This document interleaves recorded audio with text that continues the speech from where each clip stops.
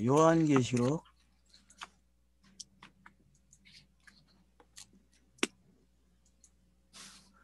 6장 9절입니다. 6장 9절. 다섯째 인을 떼실 때에 내가 보니 하나님의 말씀과 그들이 가진 증거로 말미암아 죽음을 당한 영혼들이 제단 아래 있어. 여러분 보세요. 다섯째 인 딱 들어오니까 지금 넷째 인과 딱 맞아떨어지죠. 그죠? 말이. 뭐라 그래요, 여기? 하나님의 말씀과 그러죠. 그러면 첫째 인서부터 넷째 인까지가 뭐가 온 거예요? 하나님의 말씀이 들어왔죠. 그죠? 그죠? 그리고 그들이 가진 증거로 말미암아 죽음을 당한 영혼들이 제단 아래 있다. 그럼 죽음을 당한 영혼들이 누굽니까, 여러분? 여기 영어는 푸시키라고 되어 있네. 그렇죠. 푸시케죠. 그죠? 당연히 죽음을 당했으니까 푸시케죠. 그죠? 영이 죽음을 당하면 맞지 않죠. 육이 죽어야죠. 육이. 예수. 예. 그러니까 지금 그러니까 여러분들이 그냥 차선을 읽을 줄 알면은 이게 되게 편하게 읽어진다니까요, 본문이.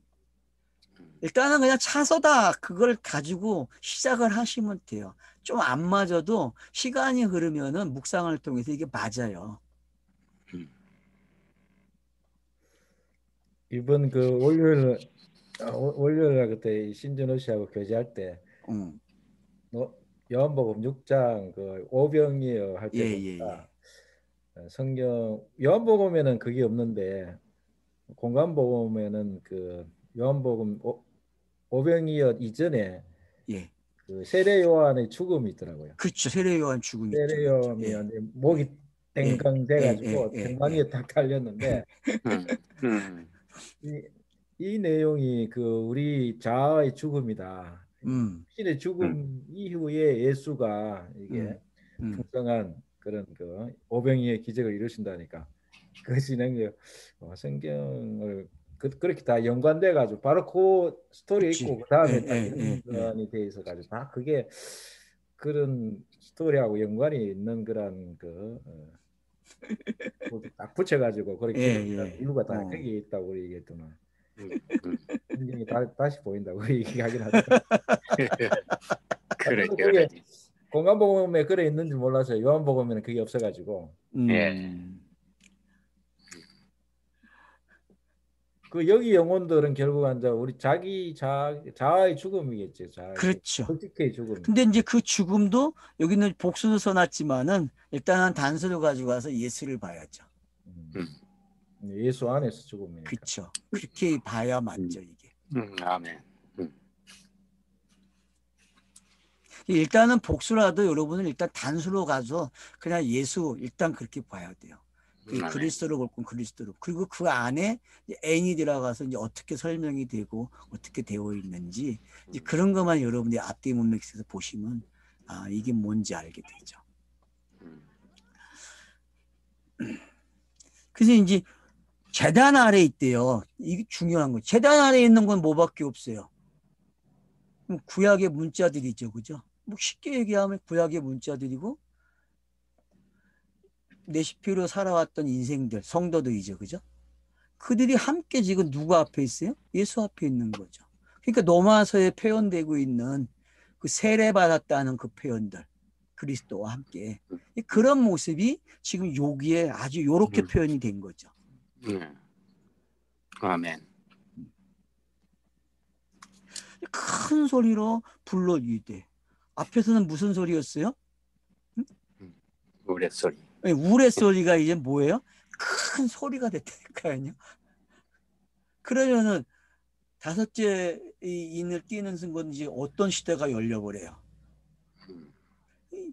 예수의 목소리도 들릴 수도 있고 사도들의 목소리도 들린다니까요. 이게. 거룩하고 참되신 내 대주제요. 땅에 거하는 자들을. 그러면 땅에 거하는 자들이 뒤로 가면은 뭐가 나옵니까, 여러분? 용, 거짓 선지자들, 짐승들, 바다에서 나온 것들, 땅에 있는 짐승. 그 거짓의 삼위 사역이잖아요. 그죠? 거짓의 삼위 사역이잖아요. 요한복음 에베소서 1장에 나오는 삼위 사역에 반대되는 사역자들이잖아요. 근데 그게 이제 선악으로 보면 안 되고 우리는 뭐로 보라 했어요? 차소가 되는 거죠. 그래서 예수의 다중인격 안에 용의 모습이 있고 또 짐승의 모습이 있고 또 땅에서 그 사람들을 유혹하는 귀신의 모습도 있는 그런 것들이 어떤 건지 그래서 땅에 거하는 자들은 결국 그걸 뭐라 그래요? 성경 그러는 거예요. 성경책을 뭐라 그래요? 땅에 거하는 자. 성경 66권을 뭐라 그래요? 땅에 거하는 자. 그렇게 읽으셔야 돼요. 그래서 성경이 해석되지 않은 상태를 뭐라 그래요? 땅에 거하는 자. 문자로 있는 걸 땅에 거하는 자 그러는 거죠. 그래서 네펫이라는 게 위에 나와 있는 그 죽음을 당한 영혼이 땅에 거하는 자죠. 그죠? 여기서는. 네, 밑에 절에서는. 그러니까 자꾸 성경이 그 단어를 어떻게 바꿔가는 것만 찾아내도 된다니까요. 그러면 성경 읽기 같아요. 그러니까 여러분들이 제일 먼저 하실 공부가 그런 거예요. 이 단어가 다음에는 뭐로 나오는가를 찾아낼 줄 알아야 돼. 제가 공부하는 방법 중에서 제일 많이 한 공부가 그거거든요. 혼자. 그러니까 여러분들도 그 공부를 하셔야 돼. 아, 요 단어가 그 다음은 같은 단어가 아닌데 뭘로 옮겨놓지? 저자가? 그런 거 여러분이 찾아가는 걸 할 줄 알면 돼요. 그런 거를. 그러면은 복선이 되는 게 어떤 건지 보이고 그게 점점 가면서 어떻게 해석되는지 보게 된단 말이에요. 그게 여러분들이 그 관심을 가지고 해야 될 성경 공부 방법이에요.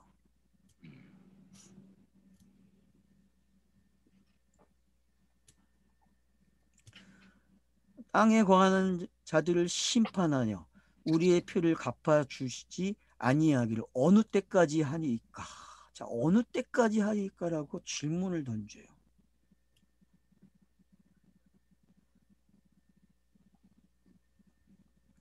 그러니까 지금 사망까지 음부까지 나왔잖아요. 그죠? 그러니까 이걸 신원해 줘야 돼요? 안 해줘야 돼요? 신원해 줘야 돼요. 그 넷째 인까지 나온 게 어떻게 표현되고 있는가를 여러분이 지금 읽을 수 있으면 돼요. 여기서. 그러면 여기서 표현된 것들이 지금 제단 앞에 있고 큰 소리가 질러졌고 그래서 이제 어느 때까지 이게 미뤄집니까? 그러니까 빨리 옮겨달라는 거죠. 차서를. 그죠? 근데 4장 5장에서는 이미 어떻게 됐어요? 이게 다 결론이 났잖아요. 그러니까 여러분이 4장 5장에 갖다 놓고 이걸 또 봐야 돼. 그러니까 이 사건이 끝난 거죠. 거기서도 그 인을 뗄 자가 누구예요? 어린 양밖에 없다고 얘기했는데 그 이 말은 무슨 얘기예요? 인을 뗄 자가 어디 있습니까? 라는 질문과 똑같은 말이 된단 말이에요. 이 말이 지금. 그렇게 여러분들이 이렇게 좀 줄을 그는 습관이 되어져야 돼. 성경을 읽을 때에.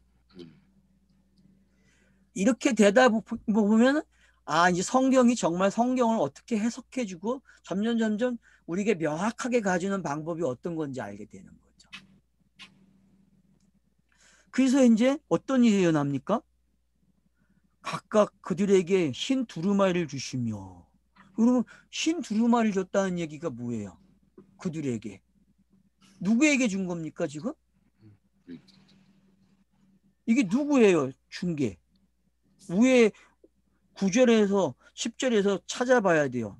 각각 그들에게 흰 두루마리를 주시며 이르시되 아직 잠시 동안 쉬되. 그러면 죽음을 당한 사람들이죠. 그죠? 죽음을 당한 사람들에게 두루마리를 줘. 이게 이해가 됩니까 지금?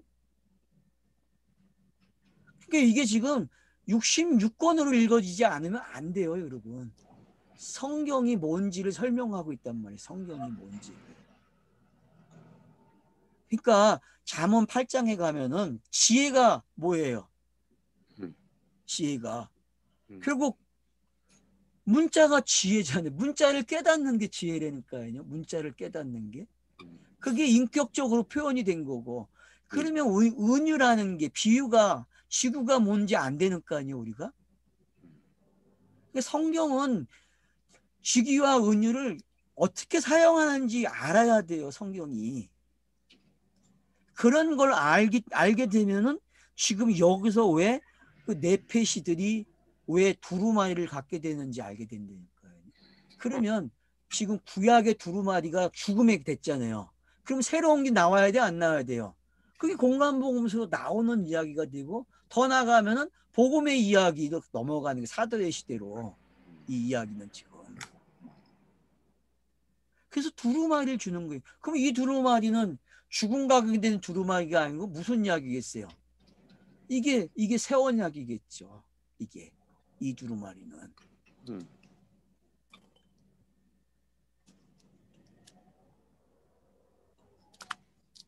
아직 잠시 동안 시대 그들의 동무. 그러면 이제 이 두루마리는 뭐가 기록된 거예요? 그들의 동무, 종들과 형제들과 자기처럼 죽음을 당하여 그 수치가 차기까지 하라. 이게 두루마리 기록 내용 아니에요, 앞으로? 복음이 선포되면은 요 일이 일어나야 안 일어나요? 일어나요. 일어나죠, 복음이. 그게 두루마리에 기록돼야 되죠, 거기에. 그러니까 첫 번째 두루마리를 띄니까 두루마리가 글씨가 다 사라졌죠, 그죠? 그러니까 다른 두루마리가 등장해가지고 그 말을 채워놓은 거예요. 그럼 보세요, 여러분. 7귀신 이야기 한 귀신이 7귀신 들어가는 이야기 있잖아요. 만약에 여기서 두루마리에 글씨가 안 써지면 7귀신이 들어가는 거고, 예? 두루마리에 글씨가 써지면은 정리가 돼서 새로운 사람이 되는 거란 말이에요. 근데 그 비유가 어디서 나왔어요, 여러분? 요나의 표적, 솔로몬의 지혜를 들어온 사람, 그리고 마태복음에서는 7귀신으로 나오고 한 사람이 청소해가지고 결국 7귀신이 지나가는 이야기가 나오고, 누가복음 가면 그 요나의 표적을 보러 시작해서 또 뭐로 와요? 솔로몬의 지혜까지 오고, 그 다음에 등대 위에 있는 빛으로 나온단 말이에요. 그러면 마태복음과 마가복음이 설명을 기가 막히게 한 거란 말이에요. 어떤 이치에 있는 게 어떤 거고, 이게 넘어가지 않으면. 그러니까 마태복음에서 시작된 이야기가 누가복음 오면은 뭘로 채워진 거예요? 7귀신이 아니라 빛의 이야기로 채워지는 이야기가 되는 거죠. 그처럼 여기서도 지금 어떻게 돼요? 채워지는 이야기. 어떤 걸로? 구약이 신약으로 채워지는 게 어떤 건지. 그래서 네피시들이 복음을 들어야 안 들어요? 복음을 듣는 시대가 열리니까 그들이 깨어나야 안 깨어나요? 네피시의 죽음에서 있으니까 누아우에 성령의 호흡으로 넘어와야죠. 성령의 호흡으로. 그 두루마리가 지금 주어진 거예요. 넘어갈 수 있도록. 그러니까 여러분들이 이 두 마리는 사복음서도 읽으셔야 되고 서신서로도 읽으셔야 돼요. 이 두루마리는. 그래서 수가 차기까지 기다리래요. 수가 차기까지. 그래서 구약에서도 마찬가지죠. 구약에서도 수가 차려면 어떻게 해야 돼요? 구약에서도. 이스라엘에서 살다가 바벨론으로 가야 수가 차는 이야기가 되는 거잖아요. 그러니까 그런 게 여러분들이 읽어지면은 지금 이런 것들이 읽어져요. 이게 바벨론으로 끌려가는 게 어떤 건지 아시면 돼요. 그게 다른 두루마리예요. 그게 여기서는 구약적으로 봤을 때. 그리고 이게 신약의 이야기가 되고, 그런 것들을 우리가 함께 이렇게 여러 개를 찍어 보시게 되면은 이 본문이 이해가 돼요. 성경 안에서.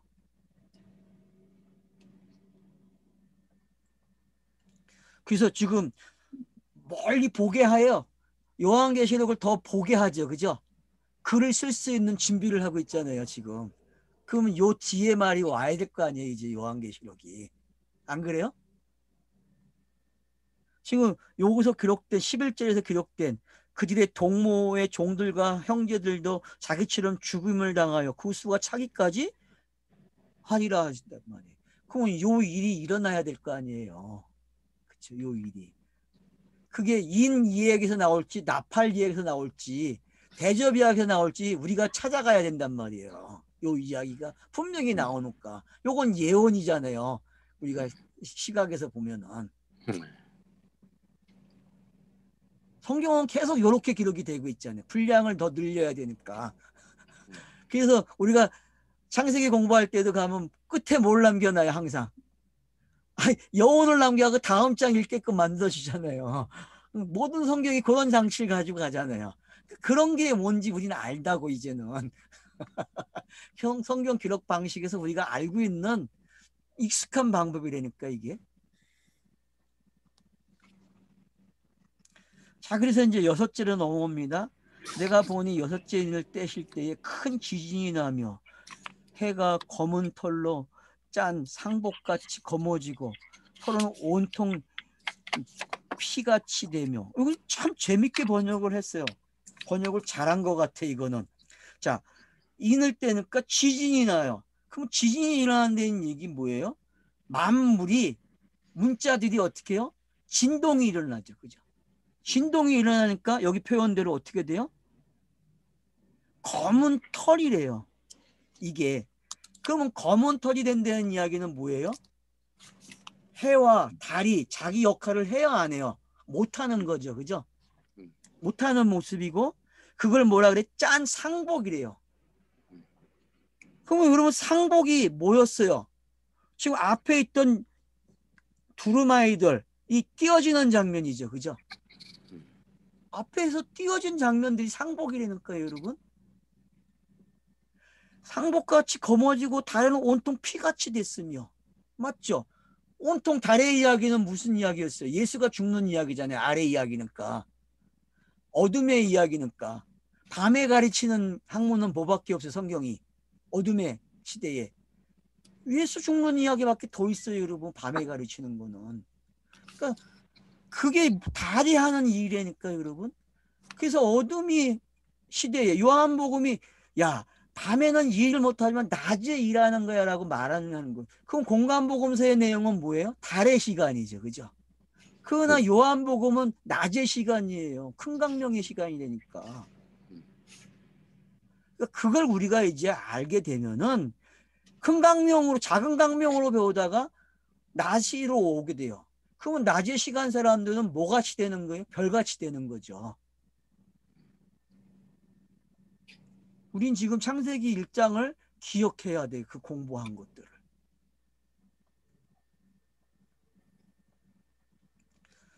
그래서 하늘의 별들이 무화과 나무가 태풍에 흔들려 설익은 열매가 떨어지는 것과 같이 땅에 떨어지며. 자, 지금 창세기 1장 내용들이 하나하나 어떻게 되고 있어요? 추풍낙엽이 되고 있죠. 그죠? 다 사라지고 있어. 지금 말리고 있다니까, 두루마기가 이렇게. 이게 말려야 새 두루마리에 뭐가 기록이 됐어요? 그래야 복음이 기록되는 거 아니에요? 말려야.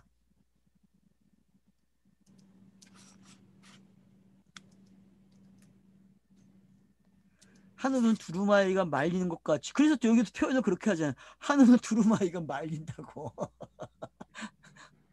하늘의 두루마기가 말린다니까. 그러면 물질 창조가 지금 없어지는 거고, 문자 창조가 어떻게 돼요? 말려버리는 거예요. 그러면 그들이 주었던 관념, 신화, 우상, 이게 다 사라지는 거. 철학, 과학 다 사라진다니까요. 이게. 그래서 인간이 공동체를 만들어 갖고 한 일은 다 뭐라 그래? 뒷담화 쳤다고 사기쳤다 그러잖아. 호모사피엔스에서 사기쳤다고. 좋은 게 아니라 결국 결과가 뭐예요? 재앙을 종말로 가고 있다고. 종말. 우주의 종말로. 자연이 종말을 일으키는 게 어떤 건지. 그래서 두루마리가 말리고 있어요, 지금. 그 상가섬이 제자리에서 옮겨졌다 그래요. 옮겨지는 게 뭐예요, 여러분? 그러니까 여러분, 공감복음서에 보면 네가 믿음이 있으면, 네가 믿음의 기도를 하면 이 산을 저기로 옮긴다 그러죠. 그죠? 그죠? 그럼 그게 이제 뭔지 이해가 되셔야 돼요. 그게. 문자대로 되는 게 아니고 뭐가 된다는 얘기예요? 네가 보는 이 우주 만물이 진리로 바뀌는 거야. 진리로 바뀌는 걸 이 산을 저기다가 옮겨 놓는 거야. 네가 믿음이 있으면. 그런 표현이란 말이에요. 여기서 지금 그런 표현을 쓰고 있는 거예요. 그래서 옮겨진다니까요. 동이 여러분 서에서 옮겨지는 그 시편의 찬양이 있듯이 그런 이야기라니까요. 지금 이게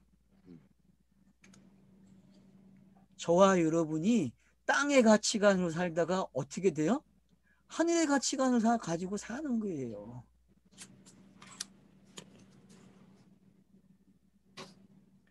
땅의 임금들과 왕족들과 장군들과 부자들과 강한 자들과 모든 종과 자유인이 불과 산들의 바위 틈에 숨는다.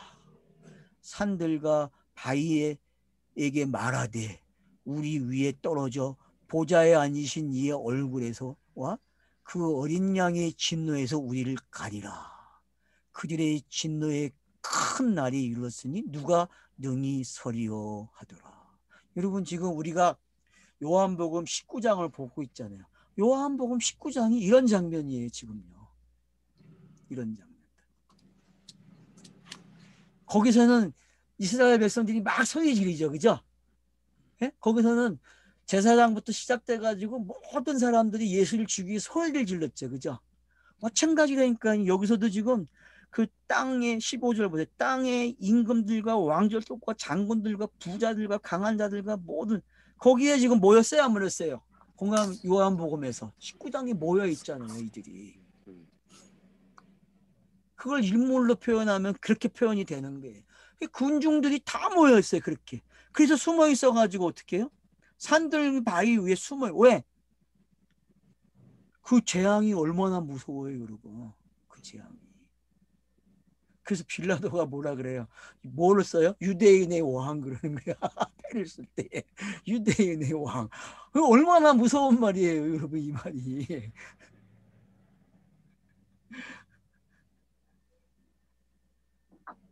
소름 끼치는 거 아니에요. 죽이라고 하는 사람들 앞에다가 유대인의 왕 그래요. 그러면 유대인의 왕이라고 하는 큰 산 아래 지금 이들이 묻혀요, 안 묻혀요? 꽉 눌려 있어요. 여기에 숨어 있는 거라니까요, 여러분. 여기에 이들이 지금 산들과 바위에게 말하되 우리 위에 떨어져 보좌에 앉으신 이 얼굴에서와 그의 어린 양의 진노에서 우리를 가리라. 그게 여러분들이 요한복음 19장에서 지금 봐야 될 그림이 요 그림이 알았어요? 요 그림이 어떻게 등장하는가를 보셔야 돼요. 요게 얼굴을 가리기 위해서 어떻게 해야 돼요? 예수를 죽여야죠. 예수를 부인해야죠.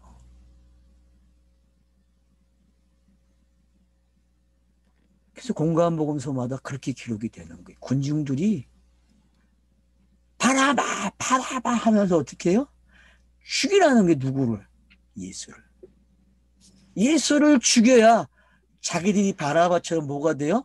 해방? 여기 이 두려움이 사라지잖아요. 맞죠? 두려움이 사라진다니까요, 여러분. 이 두려움이. 공안복음 읽으시면서 한편으로는 이게 뭔지 이해가 되셔야 되고 예수와 함께 죽는 게 뭔지도 이해가 돼야 되고 바위가 자기들 위에서 떨어져 갖고 그 보좌에 앉으신 분이 안 보이는 게 어떤 건지. 그러면 여러분 지금 우리가 어디서 보고 있어요? 보좌에서 보고 있잖아요. 요한계시록을. 그 보좌에서 보고 있으니까 지금 자기에게 일어난 일을 추억해야 안 해요. 이게 추억하는 장면을 가장 리얼하게 펼친 장면이잖아요. 가장 가깝게. 지금 본문에서 6장에서 가장 리얼하게 펼쳐놓은 장면이죠. 그렇죠? 여러분 창세기에서도 1장에서도 가장 리얼하게 설명된 데가 어디예요? 여섯째 날이잖아요. 가장 정확하게. 상징들이 점점 뭐로 좁혀와요? 하나님의 형상으로 좁혀오잖아요. 그죠?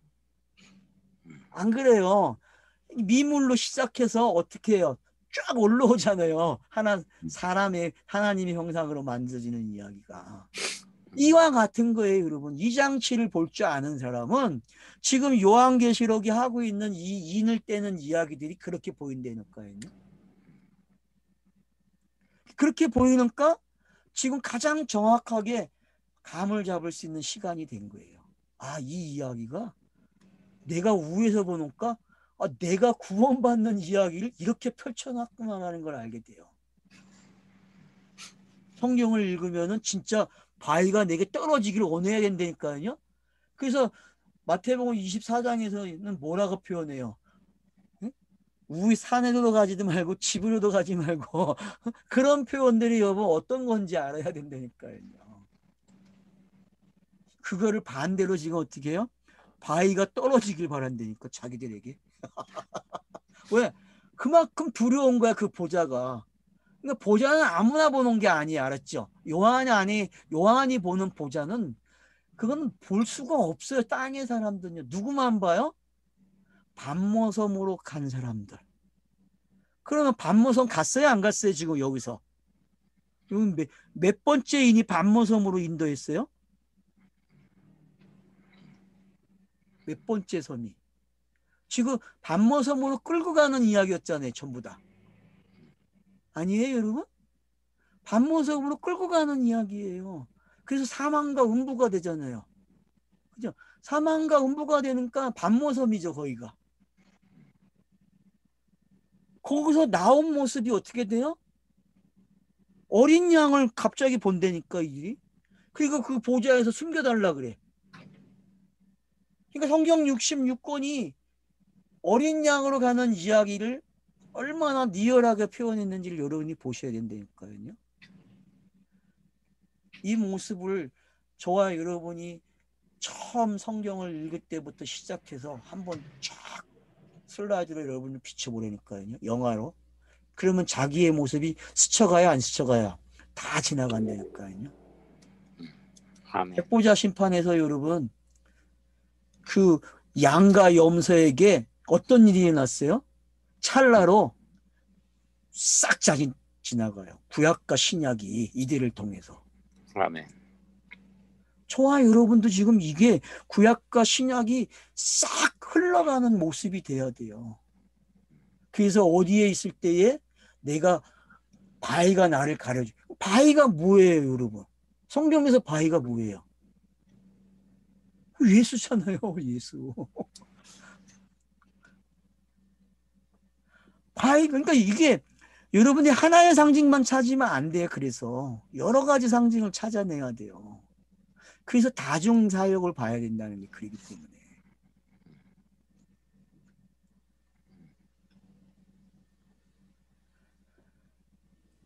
바위가 어떻게 해줘요? 가려달래.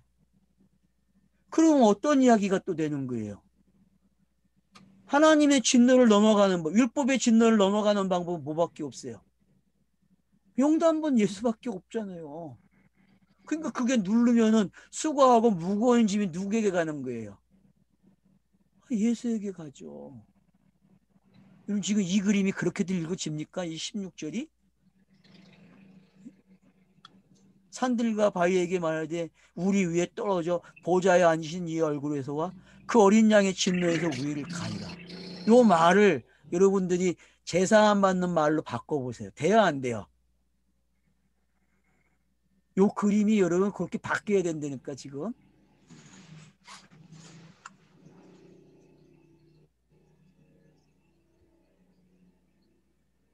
그들의 진노의 큰 날. 성경에서 진노의 큰 날은 뭐밖에 없어요? 스타로스밖에 없잖아요.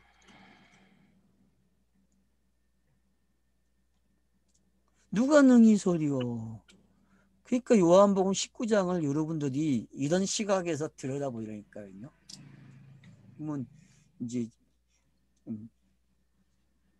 1월 1일 날 강의할 때에는 여러분들이 어떻게 했어요? 지금 이 장면을 가져와서 함께 참여해야 된다니까. 알겠죠? 1월 1일 날은 여러분들이 새해를 그렇게 시작하는 거예요. 알았죠? 새해를 예. 얼마나 멋있어. 새하늘과 새 땅으로 시작하는 모습이 어떤 건지. 예? 그래서 마지막을 잘 끝내는 게 어떤 건지. 마지막. 참 이게 내용이 그 굴과 산들의 바위 틈에 숨어 그 다음에 산들과 바위에게 말하되 우리에 떨어져. 근데 그렇죠. 엄청 그냥 이렇게 들으면은 뭐 거기에 바위가 떨어지고 산이 예, 예, 예, 떨어진다니까 예, 망한다는 그런 예, 예, 표현인데 예. 또 자세히 보면은 그런 게 아니죠. 그 틈에 또 숨고 예, 그 바위 산들과 바위에게 말에 음, 떨어졌어. 그 음, 위에 떨어져서 음. 마지막에 보면은 보좌에 앉으신 이의 얼굴에서와 그 어린 양의 진노에서 우리를 가리라 가리라. 하고 또 그렇죠. 하면은 예, 구원의 예, 얘기 같이 들리거든요. 예. 그러니까 이제 우리가 이 넛질을 빨리 하면 안 된다는 게 이제 아는 거죠. 아, 이 예. 넛이라는 거는 정말 묵상을 해야 되는구나. 이 관념을 가지고 넛질을 해버렸다니까 네. 지금까지는 그 관념의 넛질을 버려야 된다니까요. 해석된 진리의 넛질을 해야 되는데 우린 그 습관이 아직 안 돼 있어요. 익숙하지가 않아, 친숙하지가 않단 말이에요. 이 장로님이나 목사님은 되게 친숙해졌다니까 그게 지금 이렇게 또 되어지는 다른 게. 그 보면은 그게 돌 위에 떨어졌어. 음, 그 박살난다 그러죠. 박살난다는 그런 예, 표현도 예, 있잖아요. 예. 그런 표현도 있죠. 그러니까 그런 표현과 그런 표현들이 어떻게 짝을 맞춰 나갔는지도 알게 되는 거죠. 그래서. 그걸 다른 말로 한다면 박살나야 그렇죠. 예, 그런 예, 말로 예, 역설로 예, 예. 참 역설적인 표현이네.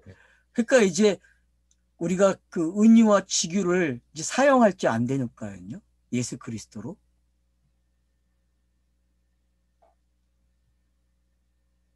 그러니까 은유라는 직유라는 단어는 결국은 감념을 어떻게 보는가를 가르쳐주는 가장 가까운 단어잖아요. 그러니까 감념을 문학적으로 표현하면 은유와 직유죠. 그죠? 철학으로 표현하면 아리스토텔레스하고 플라톤이 표현한 방법이죠. 두 가지 방법밖에 없으니까.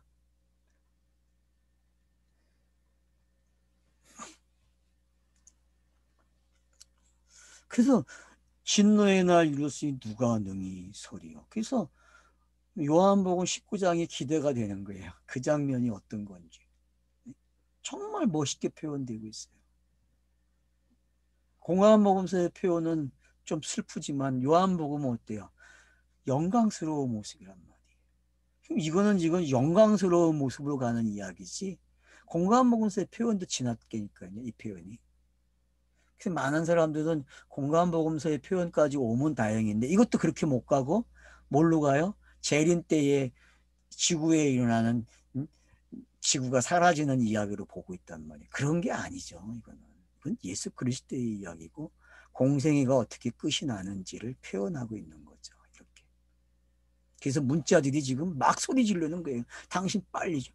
그래서 변화산에서도 어떤 소리가 들려요. 베드로 그 모세와 엘리야가 당신 언제 죽어요? 이 말하고 똑같은 말이죠. 언제 죽어요? 언제 죽습니까? 그 소리가 들립니까? 지금 여기서? 언제 죽어요? 언제 죽어요?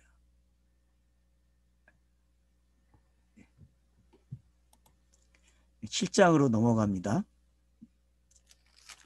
자, 2일 후에 내가 내 천사가 땅에 내 모퉁이에 선 것을 보니. 자, 이제 내 생물이 뭘로 바뀝니까? 내 천사로 바뀌죠? 그러니까 이 변화를 읽어내야 돼요. 자, 내 생물이 뭘로 바뀌었다? 내 천사로 바뀌어 있어요. 이제부터. 그러니까 여러분들이 이걸 지금 이렇게 줄을 잘 그세요. 내 생물이 뭘로 바뀌었다? 내 천사로 바뀌었다. 내 천사. 자, 그러면 여러분 지금 6장의 모습은 어디에? 천상의 모습이었죠. 그죠? 천상의 모습. 6장은 하늘에서 이루어진 뜻이에요. 그렇게 보면은. 확인해 보니까 여기서.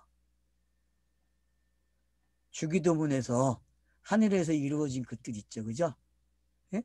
우리가 4장 5장에서 본 요한계시록 4장 5장에서 본 그 보좌에 일어났던 일들이 이렇게 재현이 됐고 그러면 이제 천사를 내생물로 보는 그 관점이고 천사로 내려오면 이제 계시가 땅에 전달되는 거예요.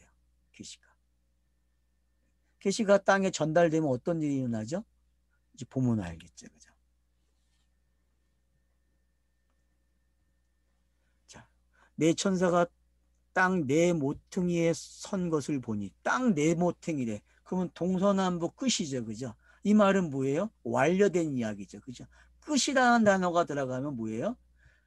성경이 말하고 싶은 말이 기록이 끝났다는 거예요. 여러분. 동서남북으로. 그러면 사복음서의 이야기고, 그죠? 네 개의 강 이야기고, 에스겔서의 강 이야기죠. 그리고 그 강이 어떻게 돼? 다 사라지고 유리바다만 남죠. 그죠? 요한계시록에서는. 그런 게 여러분이 다 들어와야 돼요. 아, 성경 말씀이 어떻게 완료가 되는지. 여기서 완료를 동서남북의 끝이라고 얘기하는 거예요. 사방에. 그러니까 여러분 사방치기 할 때에 한번 다시 해보세요. 나이 먹어가지고. 사방치기를 하시면서 이걸 가지고, 이 의미를 가지고 사방치기를 하라니까요. 그러면은, 아, 우리의 놀이문화 속에, 아, 네 개의 강 이야기, 사복음서가 들어있고, 에덴의 네 강의 이야기가 들어있네. 이런 것들이 여러분이 추적할 수 있는 놀이가 된다니까. 그래서 한번 놀아보세요. 사방치기. 혼자 가가지고 운동장 가가지고 땅에 지도 한번 딱 그려가지고 사방치기 하고, 땅에서 사방치기 하고 그 지우면 없어요. 근데 성경은 어때요? 문자로 남아있으니까 문제죠. 성경은. 땅에는 글씨를 쓰면 없을 수 있어요. 근데 문자는 남아있어요. 문자는. 그러니까 이 문자를 빨리 없애야 이걸 내 마음판으로 옮기는 게 어떤 건지 알아야 돼요, 여러분. 그래서 자,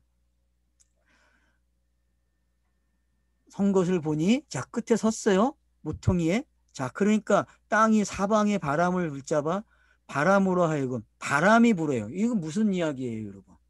이거는 지금 3장, 창세기 3장 8절에 표현된 거죠. 거기 저녁에 바람이 분다 그러죠. 그죠? 또 8장 1절에도 바람이 불어서 물을 마르죠. 그죠? 동풍이 불어가지고. 그런 거 여러분 다 기억하셔야 돼요. 이 바람이 나오게 되면은. 그 무슨 이야기예요, 결국? 성령 이야기죠. 바람이 등장하면. 바람으로 하여금 땅에나 바다에나 각종 나무에 불지 못하게 하더라.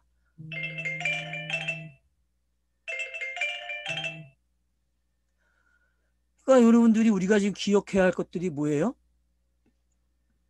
이런 장면들은 지금 어느 시대가 끝났다는 거예요? 어느 시대가? 창세기 1장에서 시작돼서 창세기 8장까지 오니까 그 느와우가 어떻게 등장하는 걸 확인하게 되면은, 그래서 여러분들이 그 하나님의 형상으로 오고 안식이 되는 게 어떤 건지, 그래서 거기에 안식이 됐다는 말은 레시피가 뭐가 되어 있는 상태예요? 성령의 호흡을 하는 상태죠. 그죠? 성령의 호흡. 근데 노아의 홍수를 통해서 그걸 또 설명하죠. 그죠? 한번 어떻게 해요? 네피시스를 다 죽여요. 물로. 그리고 어떻게 해요? 다시 성령의 시대로 열어주죠. 그죠? 물이 감하게 하는 그 동풍이 불어오고, 그 동풍으로 인하여서 비둘기가 그 길을 안내해주고, 그런 상징들이 우리에게 성령이 어떤 일을 했는지 알려주고 있죠. 근데 여기서는 지금 바람을 불지 못하게 해요. 바람이 불지 못하게 한다는 건 어디에 가다 놓겠다는 거예요, 지금? 성경 문자에다가 가다 놓겠다는 거죠. 그죠? 문자에다가. 문자에 가다 놓는 걸 이렇게 표현하는 거예요, 지금요. 또 봄에 다른 천사가 살아계신 하나님의 인을 가지고 해돋는 데로부터 올라와 땅과 바다를 해롭게 할 권세를 받은 네 천사를 향하여 큰 소리로 외쳐 이르되, 우리가 우리 하나님의 종들이 이마에 인치기까지 땅이나 바다나 나무들을 해하지 말라 하더라. 여기 땅이나 바다는 이제 66권입니다. 왜냐하면 성경의 언어들은 어디서 시작했어요? 땅과 바다에서 나왔죠. 그죠? 성경의 용어들은 문자는 다 어디서 나왔어요? 땅과 바다에서 다 나왔다니까. 하늘과 요 세 단어, 하늘, 땅, 바다. 이게 문자잖아요. 이게 뭐가 됐어요? 다 우상이 됐다 그러잖아요. 그죠? 로마서 1장 가면 18절 이하에 이게 우상이 됐다 그런다고. 이게. 그러니까 성경이 완료된 걸 지금 이렇게 표현을 하는 거예요. 문자가 완료된 거를.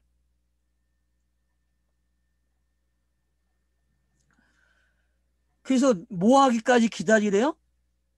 인을 칠 때까지 기다려요.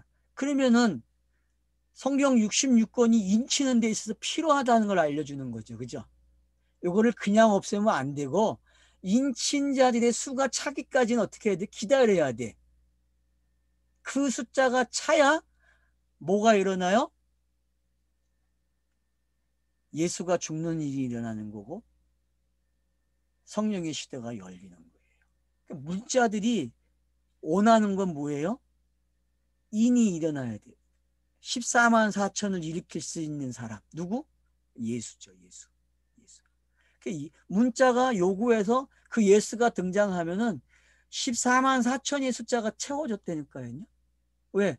그 14만 4천은 어디 누구예요? 문자들이 가리킨 예수죠. 여러분 14만 4천도 누구로 읽어야 돼? 그래서 예수로 읽어야 돼요. 예수로. 왜냐하면 이 14만 4천의 문 구약의 문자들이에요. 구약의 문자들. 12지파. 제가 그랬죠. 천지창조가 12지파로 들어간다고. 문자들이. 그래서 이 12지파가 문자를 만들어 가지고 나머지 구약을 채웠잖아요. 여러분 이게 돼야 돼요. 지금. 그래야 요한계시록이 읽어지는 거예요. 지금. 그러니까 창세기에서 시작된 물질이 그게 언어가 되고 문자가 되죠. 상형 문자가. 그 상형 문자가 되니까 그 상형 문자가 아브라함과 이삭과 야곱을 통해서 뭐가 돼요? 12로 나온다고. 12로. 그리고 12이 요한계시록이 12만으로 채워지는 거예요. 12만으로. 그러면 문자가 완성이 된 거죠. 그죠? 근데 여기 보면은 이제 여러분이 읽으면 알겠지만은 누가 빠져요? 지파 중에서? 단지파가 빠지고 또 누가 빠져요? 에브라함이 빠져요. 여기서 요 내용에서 에브라함이 요셉으로 채워지죠. 그죠? 단지파는 누가 채워집니까? 네이지파가 채워지죠. 그래서 단지파 이야기 속에 이동할 때 누굴 들고 가요? 네이지파의 사람을 들고 간다고. 여러분들이 사사기 마지막에 가면은 단지파가 이동을 하는데 누굴 들고 가요? 제사장을 들고 가잖아요. 네이지파 사람을. 그걸 여러분이 기억하시게 되면은 왜 여기서 그 단지파가 빠지고 네이지파가 채워지는지 알게 되는 거예요. 그러니까 이거는 이제 다음 주에 한 번 더 이야기할 거예요. 제가 오늘은 이제 일단 이 흐름이 어떻게 가는지만 이야기하는 거예요. 지금 여러분 보세요. 자, 4로 시작해서 그렇죠? 동서남북으로 시작을 하죠. 본문이. 그리고 이게 끝에 있어요. 모퉁이에. 그럼 모퉁이라는 말은 끝도 완료라는 이야기죠. 중앙이 세워졌다는 거죠. 네 끝에 중앙이 세워졌어요. 그 중앙이 뭐예요? 영단본이죠. 성경의 중앙은 영단본밖에 없어요. 영단본. 양성의 6과 0의 중간은 뭐밖에 없어요? 영단본밖에 없어요. 배반, 합집합 올려면 뭐가 있어야 돼요? 교집합이 있어야 일어나는 일 아니에요. 수학으로 이야기하면은. 잊어먹었죠? 이 이야기도. 제가 처음 공부할 때 했던 이야기인데. 기억이 나는데요. 네, 기억나요? 그래서 여기 내가 인칭을 받은 자의 수를 들으니 이스라엘 자손의 각 지파 중에서 인칭을 받은 자들이 14만 4천이니. 그러니까 여러분이 창세기 49장을 이렇게 읽으라고 제가 얘기했잖아요. 창세기 49장은 14만 4천을 예언한 거예요. 그래서 각 지파에 12,000씩 채워진다는 예언이에요. 그 예언이. 그래서 모세도 예언을 해야 하네. 12지파를. 신명기에서 예언을 하잖아요. 신명기에서 12지파를 축복한다고. 그 축복의 내용이 어떻게 보면은 14만 4천의 축복이라니까. 그게 예언을 한 게 성취가 된 거죠. 14만 4천으로. 그렇게 여러분이 이 두 메시지를 읽을 줄 알면 돼요. 그래서 창세기 49장과 신명기 33장이죠. 33장의 그 축복이 어떻게 12에서 70이 되고 14만 4천이 되는지, 그리고 각 지파에 12,000이 되는지를 우리가 알게 된다니까요. 그래서 각 지파에, 한 지파에 12,000씩 생겨가지고 14만 4천이 된단 말이에요. 그 예언을 어디다가 해놨다고요? 어디다가? 창세기 49장. 또 어디에다가? 신명기 33장. 그 이야기를 이렇게 가져온 거예요. 그래서 제가 그랬죠. 이 창세기 49장의 이야기는 앞으로 성경이 어떻게 기록되는지를 볼 수 있는 지도책이라고. 그래서 역사가 그 지도 위에다가 붓에 칠해야 하네요. 흔적을 남겨놨잖아요. 역사로. 남겨줬어요. 여러분. 열왕기상하, 사무엘상하가 남겨줬잖아요. 거기에다가. 그런 것들이 지금 다 여러분 들어와야 돼요. 그래서 구약이 완료된 거를 사방 그러는 거예요. 사방. 그래서 그 증거가 14만 4천이 나온 거죠. 이게 정리가 되셔야 지금 우리가 공부하고 있는 이 이야기가 왜 4장, 5장을 재생하고 있는지를 알게 되는 거예요. 땅에서 문자가 주어지고 천지가 만들어지고 하는 것들이 어떤 건지 이해가 되고, 그 문자의 이야기가 어떻게 예수라고 하는 양성에 들어오는지, 그래서 그 양성을 통해서 확실하게 어떻게 결론을 내줘서 그리스도로 나오는지, 예수가. 이런 것들을 우리가 잘 생각하시게 되면은 지금의 이 큰 날, 6장 17절에서 이야기하는 진노의 큰 날이 미뤄지고 있는 게 어떤 건지 알게 되는 거죠.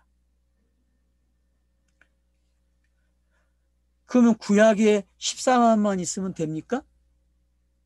아니죠. 복음시대에 14만도 나와야죠. 안 그래요? 복음시대에 14만도 나와야 되니까요.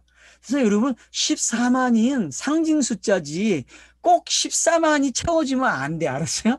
예? 문자적으로 그걸 채우면 안 된다니까.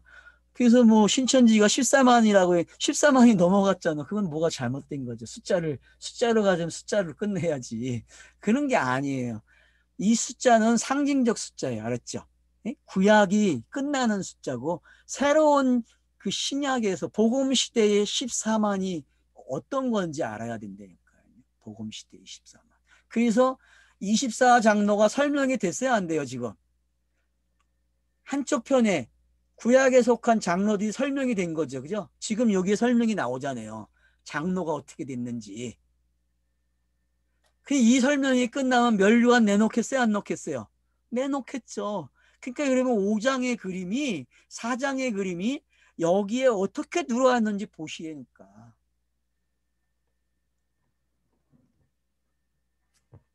내 생물의 이야기가 천사의 말일로 들어오니까 네 개의 판이 벌어지고, 그 네 판이 완료가 되어 있고, 그 완료는 지금 어딜 마지막 14만 4천이 인을 칠 때까지 기다리라고 하고 있다는 거예요. 그러면 14만 4천이 인을 쳐지는 이야기는 결국은 복음시대의 12장로 사도제니까 12사도가 어떻게 인을 치는지, 그러면 또 공간복음서가 또 재생되겠죠. 그죠?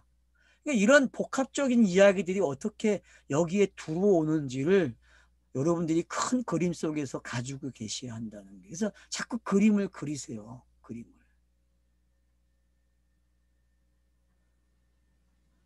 차소가 어떻게 옮겨지는지 이제 지금 보입니까? 명확하게? 내 생물이 왜 두루마리로 표현되고 인으로 표현이 되는지, 그리고 그 내용이 장로들이 어떻게 결론을 맺었는지, 그게 4장이잖아요. 그래서 두루마리로 또 다시 펼쳐지고 그 인을 뗄 자를 찾고 그 인을 뗄 자가 있다고 얘기하죠. 왜? 면류관을 내놨으니까. 그러면 이 6장에 오면은 여섯째 인까지 오게 되면은 결국은 어떤 이야기예요?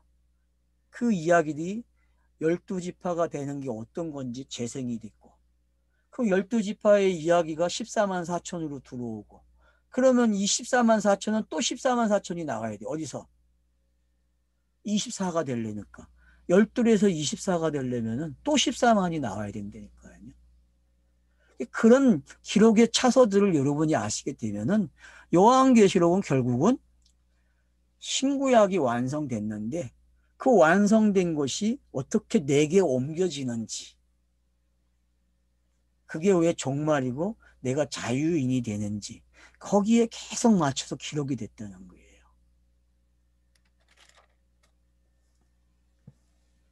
좀 이해가 되십니까? 1절에서 4절까지 이야기가. 그러니까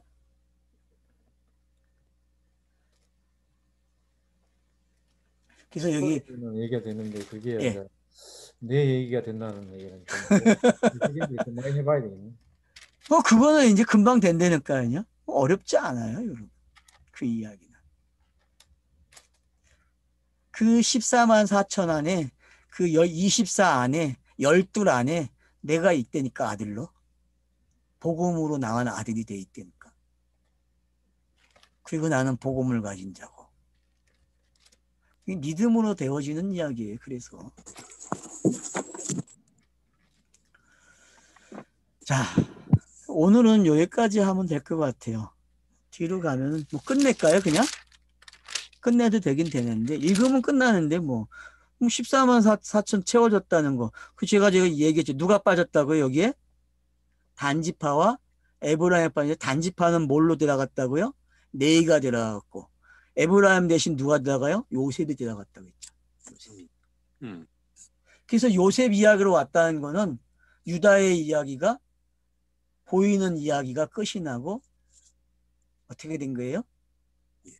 요셉으로 끝나는 거예요. 그래서 요셉이 베냐민을 낳는 거예요. 그랬죠? 아들을 낳았다는 거예요. 요셉이 낳은 아들이 베냐민은. 알겠습니까? 예? 예? 지금 여러분 열왕기상하와 역대상하가 여기서도 보여야 돼요. 이 기법에서. 예. 어떻게 바꿔치기도 하고 어떻게 됐는지 그걸 열왕기상하가 설명한 거예요. 여러분 이게 바뀌는 게 뭔지. 참 어렵다, 그죠? 분명히 12알이 있는데 이제 요셉의 아들들이 헷갈리게 한단 말이야. 요셉의 두 아들이. 그래서 요셉이 빠지고 네이지파가 빠져서 두 아들이 나가고 구약에서는. 예? 그랬죠? 그러다가 단지파가 슬그머니 사라져. 역사 속에서. 그리고 넘어오니까 지금 여기서 뭐라 그래요? 바뀌었대. 바뀌어가지고 에브라임을 빼버리고 단을 빼버려요.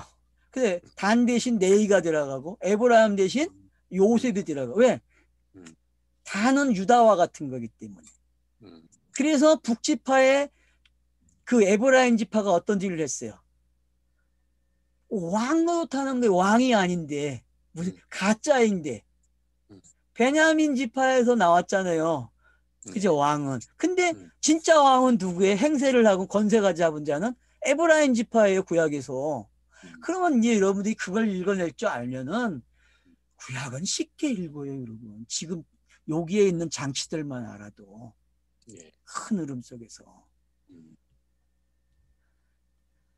왜 북이스라엘 남유다가 있고 그 또 북이스라엘 안에 베냐민과 에브라임의 이 다툼이 있는지 이제 보입니까, 여러분?